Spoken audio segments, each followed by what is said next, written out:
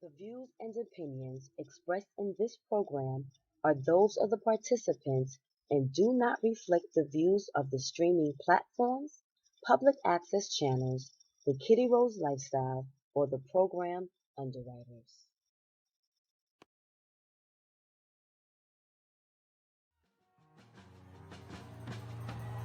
Tim's on my feet, stomping out the negativity. Everybody not a friend of me. Spread the love, still I move deliberately. Bully face on, but the smile be heavenly. Brooklyn girls, so they love the energy. Love sincerity, so I take the liberty to take them on a journey lyrically. Through hallways and alleys.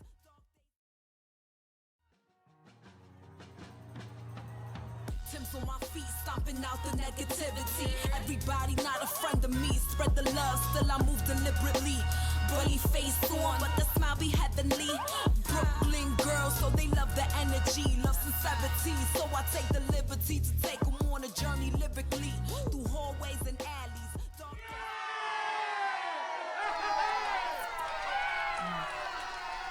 Hey everybody, and welcome back to the second season of the next chapter where we discuss shades of gray. I am one of your hosts, Minister Cat, aka Kitty Rose, and welcome back my co-host, Melissa D. Hey everybody. What's good, my love? How are you? Loving life. Amen. Now I am still in summer mode, and you are now in fall mode. Well, not Got only your beautiful hair. Yes, I'm glad that you noticed because I just got a fresh cut from a beautiful establishment right here in the Bronx called Executive Cuts. And the reason why I love Executive Cuts is because the owner, his name is Ray, and what I like about him is that the guy who cuts my hair, his name is Rudy, but Rudy talks about how dope Ray is as an owner, as a family man, as a businessman. So quick little shout out to Executive Cuts over here in the Bronx. What have you been up to? Because we haven't seen you all summer. The last time we saw you was actually last week's show, the Overnight Success that we taped when you was here in New York. I haven't seen you in person since then, but we haven't seen you on air all summer. What you been up to? So we would be missed to not ask, how are you doing right now? Like, it's been a couple of weeks since the hurricane and the storm. How did you go about your power? Like, how was your situation in Puerto Rico?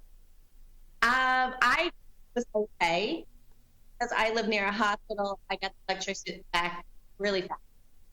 But the southern part of the island is still struggling with mudslides, broken bridges, and stuff like that. It took 2 weeks to get water to some of the places.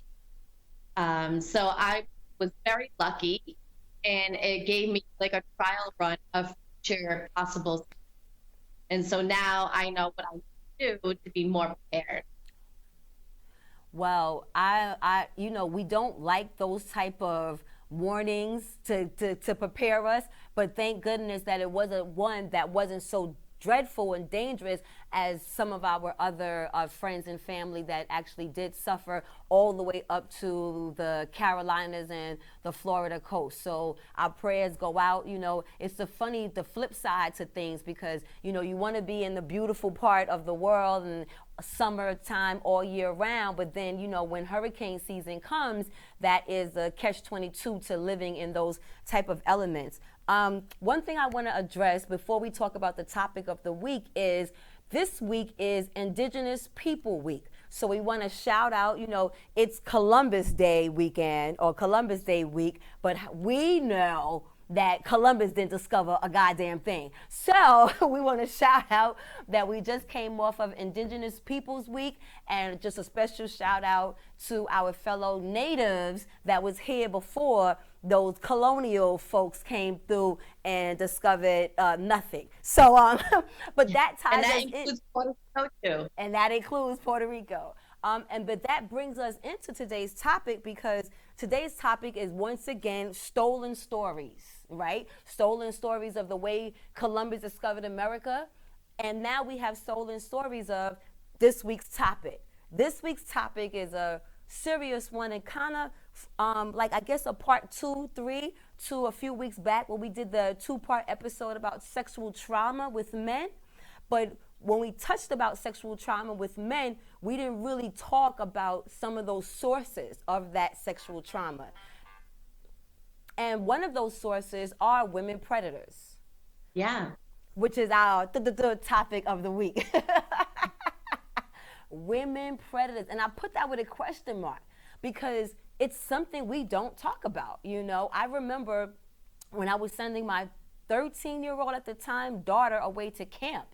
And the same message I gave her is what I gave to my boys. You know, I told my boys, watch out, you know, for I don't even think I told my boys to watch out for girls. I think I told my boys to watch out for adult men or inappropriate people. But I always told my girls, my daughter, to watch out for boys. Never did I express to her to watch out for the female predators because her first sexual relationship or sexual encounter was one with a female. Not to say that that female was a predator, but it made me start to think about why do we always tell our children to be protective of men and not protective of women? What are your thoughts on that? So true, so true. I was just thinking about that when we think about the predators, that they are typically men, right? That's what we tell our children to be careful of, the man in the white van that's going to come and abduct you, but we never talk about the women. And I think that's because we have society where we think that women are pure, that we're only loving, we only want to give good things, we want to take care. There's no way that we could want to harm children or other people, even adults. Women predators can be women predators to adults. I just want to say to our audience, I'm not sure, and I hope that there is no what's the word that you use, feedback on Melissa's side, because I know you guys are all aware that Melissa, we Skype her in every week from Puerto Rico, so we are still dealing with some of those after effects of the storm, and she changed service. So hopefully our footage is coming through nice and clear, but I wasn't sure, and if just in case it wasn't, I just wanted to give you guys a little heads up to why it's not. We're fine. Everything is great here at BronxNet, but you know we are Skyping Melissa in each week, so continue to bear with us, and we appreciate your support. But yeah, going back to the concept of women being the nurturers, being the protectors, I think that's one of the ways, like the clergy, you know, that cloak of they can't do anything wrong is why you keep doing it, because no one is going to look to you to be someone, to be the culprit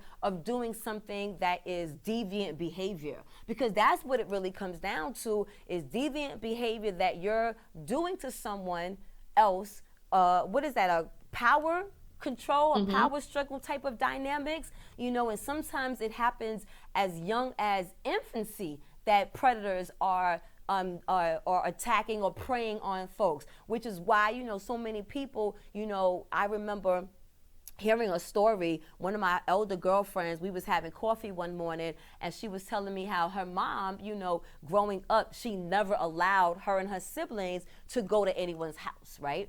But her mother never explained to her why that was the case. They didn't find out until their mother was buried, gone in the grave, that the reason why their mother did that is because when she was, like, I think under the age of 9, she had been touched or molested by a family member in someone else's home that she was at, and wasn't believed or was believed. But the idea that the mother was now protective of her children because of not feeling protected as a child, but never explaining the reason to their children why she was so protective. So it made me started to think about my own household growing up. My mother told me and my brothers we could play with each other. You know what I'm saying? She never allowed anyone to come over our house and never really allowed us to go into anyone else's house.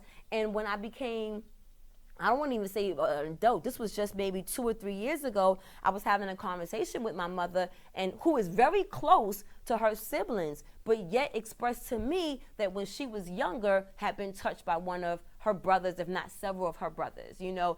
And again, I'm not talking about, you know, the situation itself. What I'm talking is about the quietness of a situation, and then how it gets repeated because we don't discuss what happened to us, and now our behavior as an adult because of what happened. So if you've been touched or preyed upon by a woman as early as toddler or early as an age that you couldn't express yourself, which is why some parents don't even allow their children to go to nurseries, because babies can't express if something is wrong. You know what I'm saying? But then you put your baby in an environment that you think is safe, that you think is familiar, that you trust.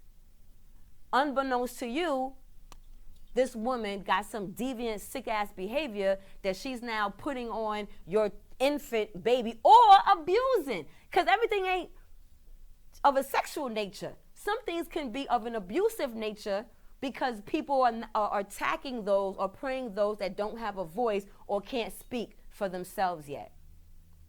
Yeah, and I think one of the issues is that over the years that the laws and the wording of laws have been changed, where it used to be just focused on men, because there was this assumption that we would never have to have an issue with women and breaking this law. Right. But now we're starting to see laws as be changed. And so I think that is where we're seeing society change to accommodate male and female predators. Yeah, I think that has a large part to do with it, because if there's no punishment, you know what I'm saying, then that's another way that you can skate by on your behavior. But let's, this is just our opinions right now, the things that we've come to kind of think about in our own discovery of the next chapter of our lives, where we discuss shades of gray and want to bring these different topics to our audience. But let's actually see what our research came about and go to our first YouTube video that kind of gave more of a definition of what a female predator actually is. Can we go to that video, control room? It was a disturbing question that rocked the community's perception of the gentler sex. We view women as nurturing, caring, innocent. They are our mothers, our sisters, our grandmothers. The concept of women as sexual predators is alien to us. As a society, we prefer to deny that such women exist. When stories of sexual abuse by women make headlines, they are viewed as isolated incidents. The women are often thought of as victims rather than offenders, and if the target of the abuse is a boy, his experience will likely be celebrated as an early sexual initiation. There is even doubt among some professionals that women are capable of experiencing deviant sexual arousal. But recent studies reveal that sexual abuse by women is much more common than was previously believed. It's one of the most underreported criminal offenses in our society, and, in the rare case that it is reported, the woman responsible for the abuse is unlikely to be charged. Offenders usually know their victims, and, most often, are related by blood. Through the abuse, they are satisfying their own needs ahead of those of the child. They are anything but innocent.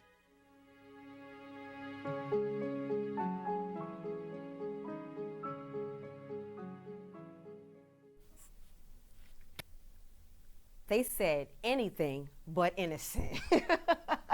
You know what I'm saying? What I found interesting about the video was isolated incidents, incapable of deviant behavior, more common than we know or talked about, most unreported, and unlikely to be charged if getting reported. Girl, we talk about rape victims don't get reported. I'm sorry, say again.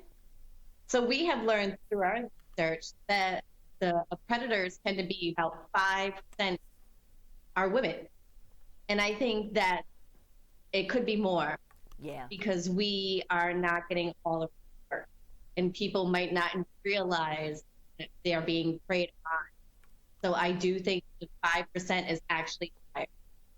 That's a great point that you mentioned. They may not realize that there are actually victims, because sometimes when it happens to a young boy, at 13, 14, 15, it's almost celebrated as a rites of passage. We had that same conversation when we were talking about the idea of sexual trauma when we had Hosea and Pippa on the show. So I'm glad that we got a chance to have this conversation with you, because you are our, clinical therapist, and you can give that perspective of how this trauma, affects this so-called boy's rites of passage with how he now handles his sexual relationships as an adult. Because sometimes now that emotion connection is now severed because you haven't learned that emotion component. You've only learned the act. So now as an adult, now you're falling into that same pattern. And woo, I think, woo,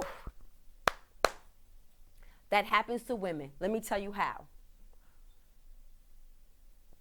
And it's weird because it's not a traumatic kind of way, but it is. So if I grew up in a religious household, which I did, so let me set the scene. So we're growing up in the religious household. For me, I grew up in a Jehovah's Witness household. The Jehovah's Witness household. Same like the Catholics, same like the Muslims, organized religion, right? So I'm getting taught about sex, but I'm not getting taught about sex. What I'm getting taught is don't have sex before marriage. And that was it. Don't have sex before marriage, right? So I wasn't taught the emotion that comes with sex. When I started changing, my mother never taught me about masturbation. She never taught me about touching myself, never taught me anything about what I'm feeling as a girl making the transition into womanhood, right? Stay with me. So if I'm only taught not to have sex before marriage, and all I see growing up on television maybe is the act, what happened when I started having sex is all I knew how to do was the act. I never was emotionally connected to sex until my mid-30s. But from 18 to mid-30s, I had sex. But just the act of sex. I enjoyed it, but I wasn't having orgasms. I didn't even know what they were. So I say that to say that going back to the lack of stories being told and communications or details or information being given to us at an early age, when things are not shared with us, but just given to us, like someone who touches us at a young age, and now when we become adult, we are disconnected from the emotion component to that act. So now we're doing a repeat behavior of something that happened to us. And we're so disconnected of what happened to us because now, hey, mental illness is a new thing. You know what I'm saying? Therapy is a new thing. Motherfuckers wasn't doing therapy. Motherfuckers wasn't talking about shit not feeling right or shit feeling wrong or why I think this way or why what's going on. So up until 5-10 years ago when we started, when mental illness became the new hot topic, when going to therapy became the thing, we're still not talking. And even with therapy being a thing, we're still not talking. Like this story here about women predators being the most unreported crime there is, because not only is it the most unreported, but it's the most unlikely to be charged. So if there's no accountability, there's no accountability because we're not fucking discussing it. And I want to say that one of the most common forms of female predators are the incest predators. Yep. And so really that starts messing with the psychological development of a child, where, you're thinking that this love that you have is to be pleasing the needs of the adult that's offending you. And so that really starts messing with the psychological stuff when you're starting to create partners and relationships with adults as you grow up. Woo. And so it comes into this is what I need to show that I love you. This is how I please. And if I don't do this, I won't get love in return. Woo, girl. I think we should go to a PSA on that note.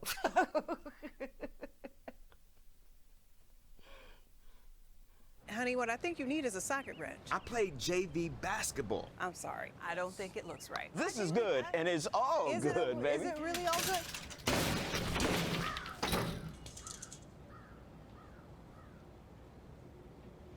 If you love me enough to routinely test your handyman skills, not to mention the strength of your marriage, then of course you'll visit nhtsa.gov/the-right-seat to make sure I'm in the right car seat. I'm gonna call my dad. When times get dark, we can't see the help that's all around us. Let 211 be your guiding light for help with food, healthcare, and other resources. 211, how can I help you? Call 211 or visit 211.org. 211, get connected, get help.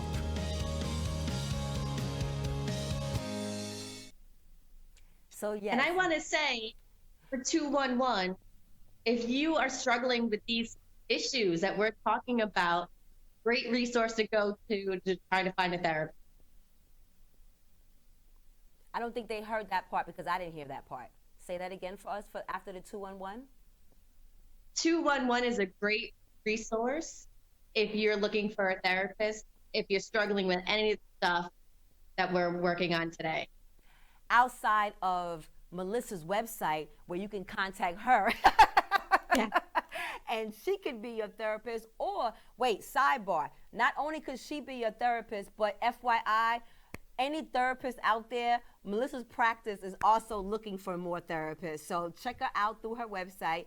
Go to her and apply for some positions for some therapy, some for virtual, right? Your therapists are in person and virtuals, right? Yes. Cool. So if you're a barber, we got a spot right. for you. If you're a therapist, if you're a therapist, we got a spot for you. And if you're traveling, Airbnb, we got you covered, baby. Don't adjust your screen, everyone. Yes, I know you're thinking like, wait a minute, it's 29 minutes and they're still on. Because not only is this the first show of the new season, but we are officially now an hour-long show. So yes, don't adjust your screen. It's not the following week. We are still here. And if you're just now tuning in, we are discussing women predators with a question mark. Because so many times in our culture, that's a topic, yet another, that we don't talk about and we don't discuss. And we're so quick to warn our young people against, like Melissa said earlier, the guy in the white truck. But we don't realize that sometimes these predators are not running by men, but are coming from, you know, a family member who also might be auntie or cousin or that babysitter down the block that we treated like a second daughter. And we're not thinking about our children being in dangerous environments because she's a girl, she's a female, she's a woman, she's a nurturer. How can that be? But when we started to do the research, we started to realize that, you know, they said, you got 5%, I got 3%. So if 3% what I got and you got 5%, and that's still unreported, the number of cases of female predators is a serious one. So it's not something that we can just lightly, you know, push underneath the rug, you know what I'm saying, and act like, you know, that doesn't exist and that we can't be harmed as a society or as a culture, or not only that we can't be hurt as a society or that as a culture, that this is something that only happens to one culture or one type of society, that this is something that happens in all of our societies and cultures. Because I think sometimes when we think of deviant behavior, I know for my part, and I love the fact that we've been doing this now for a year. We're coming up on our anniversary, Melissa. Yes, we are. You are my sister, you know what I'm saying? But, you know, the Lord is working on me. And I always feel like when you hear of deviant behavior, I know for us, the black community, we be on some old, that's some white people shit. And we know that. I agree. Oh, okay. Okay. I agree. Okay. We be like, but the thing is the next clip I'm about to show you, it's a white story, but his main man is a dude, is a brother, is a black guy. You know what I'm saying? Who also got into what we about to see at a young age. So we can't say it's a white people thing. You know what I'm saying? Because it happens in all of our communities, you and I being not the voice of the white and the blacks, but kind of being the voice of, it's just not the blacks and the whites. How about that? Well, we don't see in society. We always see like white teacher and the child, or the white murderer, Jeffrey Dahmer right now, the big one coming out.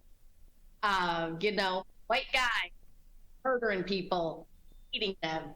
You know, most of our murders tend to be white, and so that's our automatic thought is the white guy murdering or molesting other people.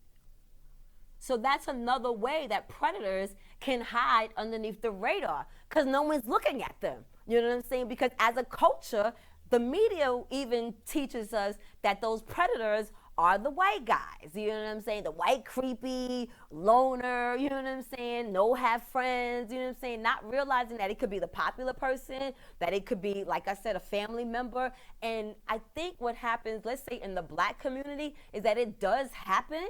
But again, we are so prideful, as every other culture, the Asians, the Latins, but we act like we have the authority on pride that we can't let the world know what happens in our culture. So we're going to keep it hush hush. We're going to keep it silent because, you know, we'll deal with it amongst each other. And then we still don't deal with it. Well, that's what I'm going to ask. Like, if you have the elder woman in the family who's preying on the children, that would throw up the whole system, the whole system of the family. So for that child to say, like, Auntie's been touching me a certain way, that's got to be a scary thing to come out with, right? I mean, you're risking being ostracized from the whole family community. Right. I think of, also when we think of predators, you know, we always go again to the sexual component, but not realizing that even if it starts of a sexual one, it can grow now into a crime. Because now the person is so detached from the things that have happened to them that not only do they become emotionless when it comes to the act, they become emotionless when it comes to behavior of just getting by, period, because the trust issue has been thrown out the window. So now it gives us more room to want to, you know, cheat and be deviant ourselves, because we feel like who was there to protect us as a child? When nobody had my back, I had to figure it out. How many times do we hear stories, or how many times do we see stuff on TV and a mother has done something to their child and said, well, they got to figure it out the way I figured it out? I was watching, this just came to me, I was watching fucking Kanan, right? A few weeks ago. And there was a scene, it's a show on Stars. 50 Cent produces a show called Kanan, right? And on the show, Kanan, the character, is 15 years old. 15 years old is the character. This is just a few weeks ago's episode.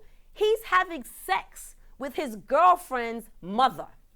The girlfriend walks in on him having sex with her mother, and the mother says, well, that's what happens when you don't know how to keep a man. And then when the boy says, how can you do this? This is your daughter. The mother replies, she got to learn. It happened to me. She'll get it. And the boy is like, wait, what? Wait, what? And I'm like, did y'all peep that? Did you peep what she said? Did you peep that she said she had no remorse for what she was doing to her daughter because her mother probably did some bullshit like that to her.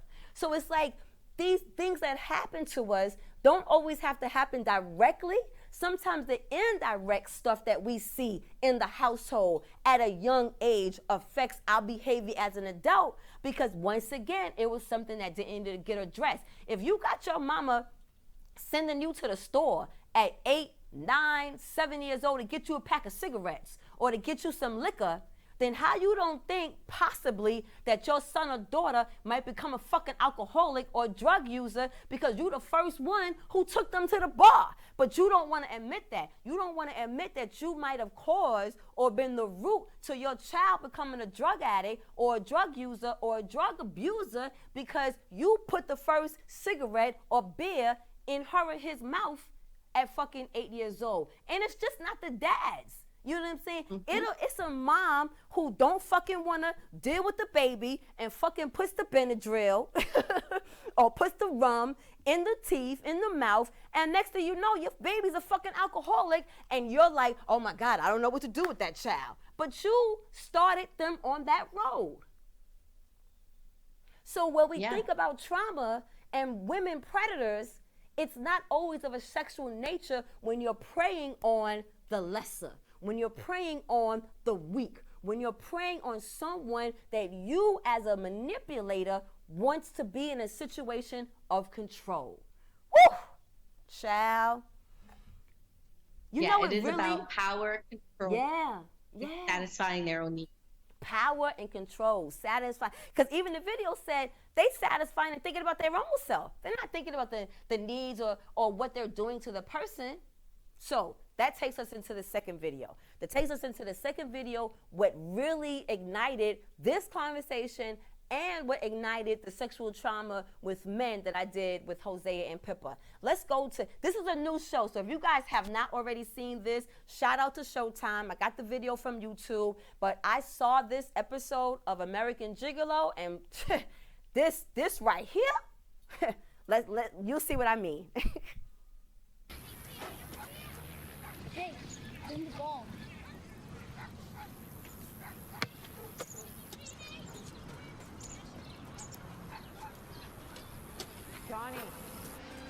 Johnny, my sink's clogged again. Johnny. Marianne. Damn it.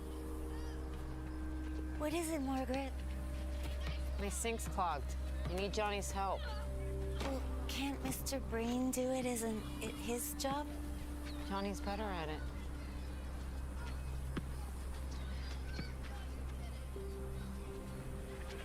Could you please help Mrs. Davis? Johnny? Okay, Ma.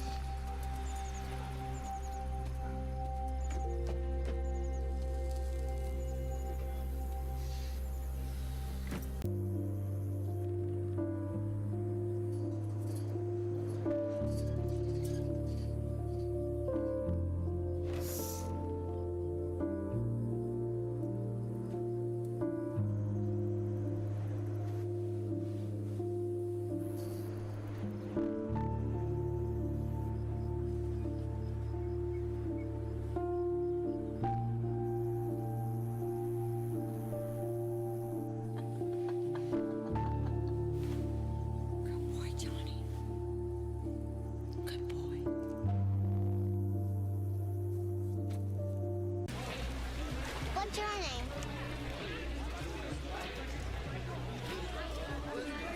Johnny? I'm Isabel.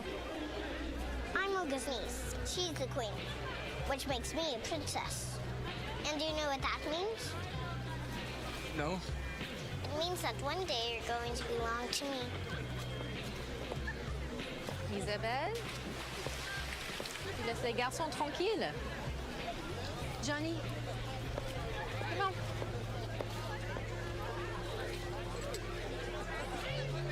Petit son. Un petit peu de rose dans la bouche. J'attendais pour le beau Julien. I don't understand. You will. Not only will you understand it, you'll speak it, Julien.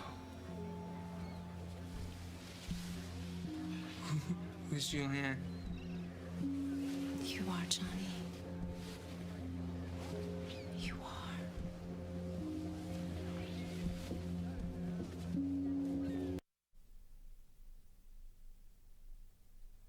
And so I haven't watched this show.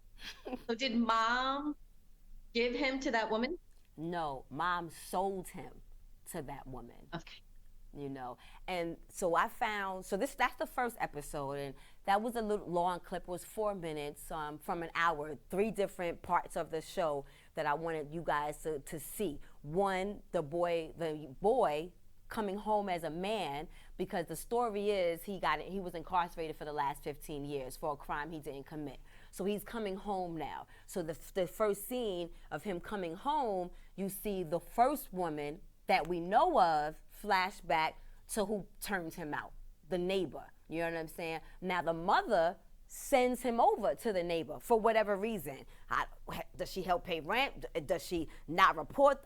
For whatever reason, we don't know. And then the next scene, we see this woman, not a man, coming to purchase this young boy. You know what I'm saying? From his mother. From his mother. Not from his father, from his mother.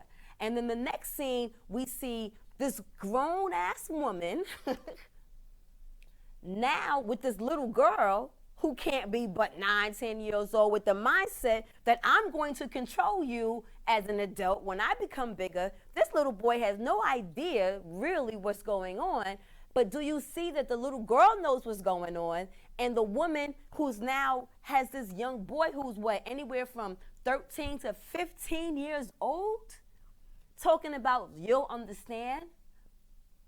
And he's like, I wonder if just one little twist to that scene, the music, if you change the music, if you change the effect of the boy, and he was happy to be there, then would we have this sense of like, wow, this kid's so lucky that he gets to be young and have sex with all these beautiful women, you know, because I feel like society has really perpetuated this stereotype of he should be lucky because he gets to have these experiences. But what happens is that we again lose the development part of life. So the same thing with this organized religion that only taught me to have sex when I get married. They didn't teach me the how it feels. They didn't teach me what I can do as a woman with my partner. They didn't teach me how to make sure that I'm good, that I'm taken care of, that I feel good, what to look for. None of those things came into my education, which then led into a very robotic way of living or robotic way of having sex. So the same way that we now have this predatory behavior that happens or goes on in these households, and we're not understanding because we're not saying or expressing that these things have happened to us or that we've been exposed to them, unbeknownst to us, we end up repeating these things in our adult behavior, or not necessarily repeating, but now the after effects of our behavior is because of these things that happened to us as children that we were never able to discuss or understand. And the problem is our parents wasn't discussing it with us because they didn't want to. They didn't discuss it with us because they didn't have the blueprint to how to discuss it. So when their household was not being discussed, so how can they teach you something that they didn't even know how to do? So as much as people get on me about I am too familiar and I talk to my children about too much and I expose them too much, the reason is because when does it stop? When do we break the cycle? When do we stop saying what happens in your house stays in your house? When do we stop saying that's nobody else's business? When do we stop saying, buck up, be a man, be a woman, just deal with shit? When do we stop saying shit happens? When do we stop saying, well, that happened to me, she'll figure it out? So in order for those things to stop, we got to have the conversation, and not just the conversation, but we got to explain, to my kids, this is why I do this, that, and the third. This is why I do this, that, and the third, because this happened to me, and I'm not about to let it happen to you. So for me to be mindful and careful, this is how we going down in this house. So now we begin to create a new pattern. We begin to create a new trend of protocol that families are mindful of and start to think of, because now it's not something that happens in silence. Now it's happening out loud. You gonna act up? You gonna do some shit? Yes. Find out a way at 5, 6, tell my daughter, tell my son, say help. maybe the first words we teach our kids should be help. maybe Yeah. maybe the first words shouldn't be mommy and daddy. Maybe those first words should be like, this motherfucker is doing some shit to me. Yes. Yeah. You know what I'm saying? So, we wasn't half an hour. Now we're an hour. You probably thought the hour was too long, but guess what? We're already almost at the end of the show where we talk about the Jesus fucking moment. So, Jesus fucking moment. Yes, honey. Jesus and fucking. So, Jesus. Oh, wait. Jesus. I still did it wrong. So, Jesus. What's your Jesus moment? Like, did you come to, like, did you get a Jesus moment? I should ask. I would say the one thing about this show is that because we're older and we're kind of reflecting on the first part of our life, I looked at a situation that happened when I was a teenager. And one of the boys that I would hang out with was dating this manager at McDonald's that he worked at. And there was a 10 to 15 years gap between their age. And looking back on it, I thought, like, wow, that was really fucked up. Nobody said anything. And I'm wondering if it's because nobody knew who to say it to. Right. Oof. Even as kids, Yeah. we're just kind of like, why are you hanging out with this old lady? And I think, like, he didn't know what to say either. And they ended up having a child. And when I had mentioned this to a guy friend recently, he was like, oh, you know, it's not that bad. You know, the boy got to have this experience. And he was able to stop when I said, he had a child at 15. His whole life changed. And I think nobody realizes that because his childhood got taken away. The woman was 25. She lived her young adult years. And yet my friend got his taken away. Woo! And I think, like, that Jesus moment for me was, why didn't anybody say anything? Yeah. And I think it's because we didn't know how or who to say anything to. And back then, would it even been taken seriously? And so I think that was my Jesus moment, that we are needing to talk about this more with everybody. And so we see something, if we hear something, we need to say something. Say something. I think we take that statement so lightly. You know, I think we take it so lightly because if we actually acted on that more, you know, we would probably end up saving a lot more souls and a lot more spirits and a lot more heartache than we have by not saying anything and just feeling like eventually you'll get that light bulb moment when you're in your 40s or in your 50s, you know. But like you said, you know, the beauty of this show, of us discussing these next chapter of our lives, is that the experience that we've gained, the experience and the knowledge that we have now, you know, been able to accumulate over these years can be a protective measure for those young people, for those teens, for those early development 20s-year-olds that are still trying to figure out and navigate themselves through. Because when you're a teenager, you think that's it. You know, you think that's your life. You know, like, oh my, you're not thinking about 25 and 30. That's old. So at 13, whatever you're going through, it's like, oh my God, this is my life. My parents don't understand me. You know, this is it. But not realizing that 13, that's a crucial development for them. So when they're having these emotional breakdowns, the idea is not to just shrug it under the rug and say, well, you're 13, you're a teenager, but to actually address what they're feeling, because guess what? Suicide is real.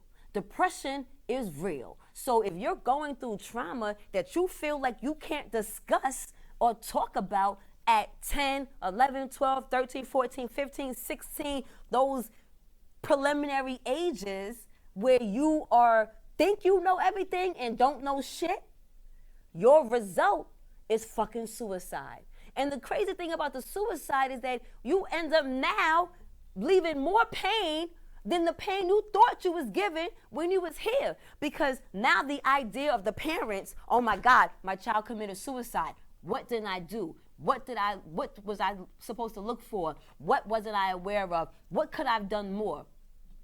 The friends, I lost my friend at 16. I lost my friend at 15 to suicide. My son at 24, he's been in 2 apartments. In each apartment, he has a picture of a friend of his that he lost to suicide. And it wasn't even a friend. It was a kid he knew, but it was so traumatic that he knew someone that killed themselves, that felt to the point that they had to end their own lives. So that's what my Jesus moment, my Jesus moment is, I guess, what my moment is each week, of breaking the silence of these situations that are happening to us that affect not just what we do as children, but into our adult life and then into our interactions with other people, whether we become parents, whether we become partners, whether we are on the job, how we interact and deal with people. You have women who have serious trust issues on the job because of not being able to trust a woman who did some deviant shit to them as a child or to their father. Because let's talk about the women who now know that you're married, that know that you have a family at home, but will still put themselves out there to fucking be your side piece or to be a stepmommy to your children on some shady shit because your mother might be depressed or going through postpartum or whatever those situations are. So now you have women who, speaking of women, Dr. King, fucking Martin Luther, Dr. motherfucking King, you on this righteous journey. You trying to save the world. Everybody know you got a wife and kids back home. But yet, when you go to visit this church, you got Sister Sue making you a pie, wink, wink, so she can come over to your hotel at night and be that comfort for you while you on the road. Is that not a fucking deviant? You know what I'm saying? Just because she's grown and she's not fucking a child, does that not mean that she is still not out of pocket, out of place in her inappropriate behavior? So these sexual predators are not just preying on children. They're also preying on the fucking insecurities and lack of control from men.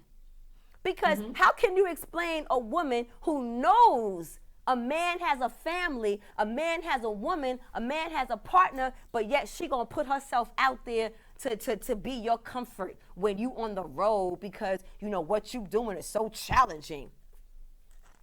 That's prey. And I think that goes into a whole other realm. I know.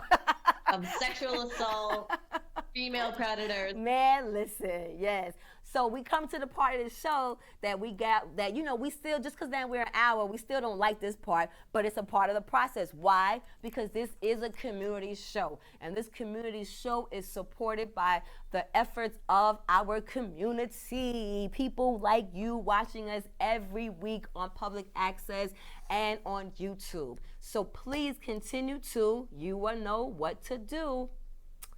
Like, follow, and share.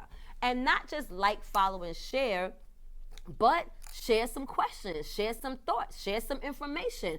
Melissa gave you 211, which is universal, but there might be resources that we're not thinking about, that we haven't talked about, that you guys can give us some insight, not only us, but the viewers that are watching this show that is looking for help, looking for clues, looking for signs, looking for resources to uncover what they could be mindful of when it comes to sexual predators that are women. So yes, we need you to comment, we need you to like, we need you to share and all that good shit, because we also added a new segment onto the show.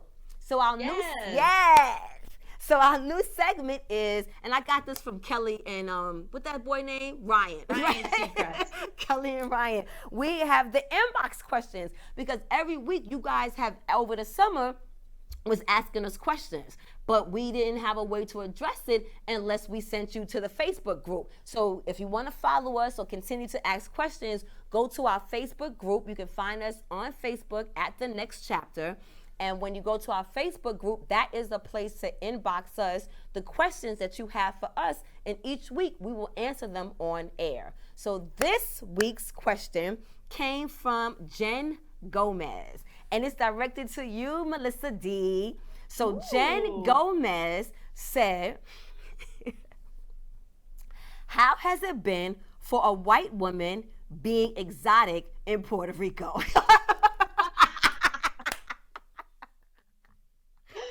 Oh, Jen Lopez. And Jen Gomez, she sound like she's some hater shit. She sound like she one of them meet sisters that's mad that you down there with the big ass getting all the men. So wait, so I'm answering your question. So Melissa D, how has it been for a white woman being exotic in Puerto Rico? It has been quite an experience. Elaborate. So I am an equal opportunity dater. So I will date anybody. That doesn't sound like equal opportunity dater. That sounds like a slut.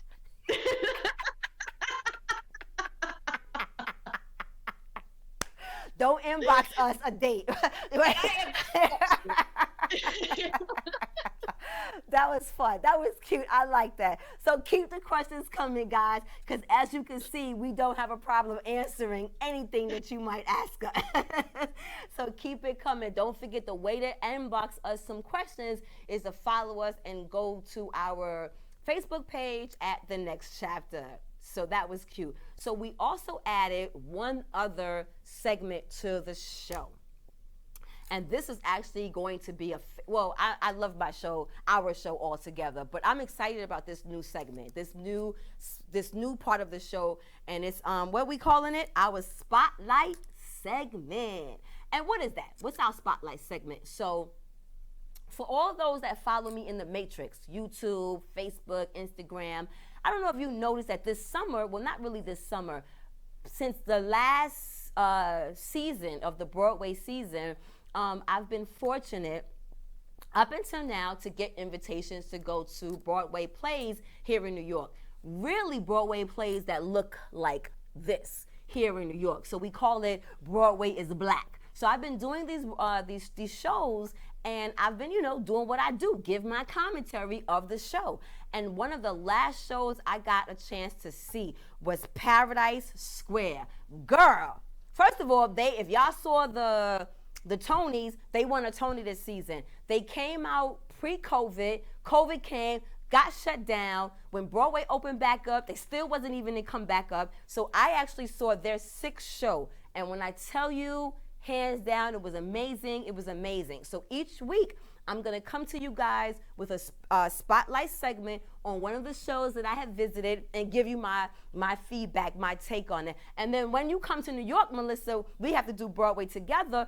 Or I know in Puerto Rico, they have some theater, some shit out there. Or maybe not theater, but gallery shit. Because I don't know if you guys know that during the summer that Melissa took off from The Next Chapter, she went into the NFT world, which is why she was here in New York in June. So Melissa D is now an official NFT artist. Yes.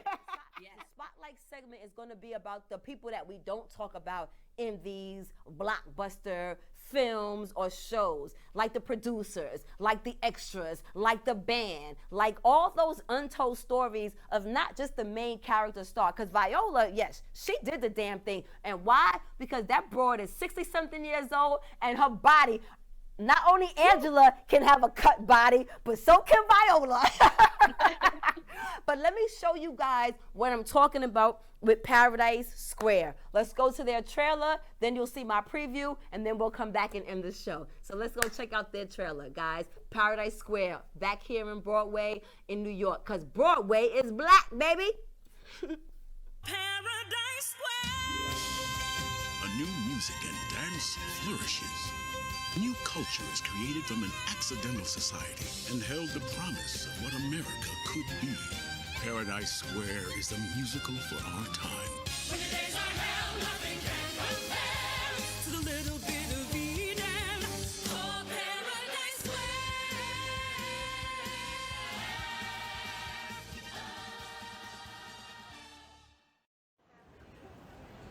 Hey everyone, it's your girl Kat from the KittyRose Lifestyle, and I know some of you have been following my Broadway journey, but today I saw a show that you guys have to see. I came to the Barrymore Theater and I saw, oh my freaking God, Paradise Square.